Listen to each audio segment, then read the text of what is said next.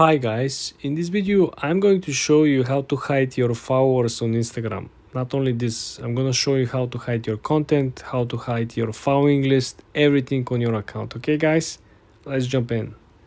Launch the Instagram app. The first thing that I want you to do guys is to hit the lower right corner. You see the small profile picture that you have over there. Click on it. Now when you launch the landing page of your profile, I want you to go ahead and hit the upper right, hit the 3 straight lines. Now I want you to go ahead and click on settings and privacy. Pay very close attention guys, this is where the magic happens, okay? You gotta scroll down to the special section that is called who can see your content. I want you to click on the first option, which is account privacy. When you're at account privacy, you have the only function, which is to turn your account from public to private. Guess what? Not every account can be turned into private. This is the surprise moment. Just click this and see what's going to happen.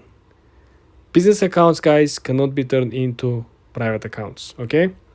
So we have a problem. If you have a business account, first thing that you want to do, you want to go one step back.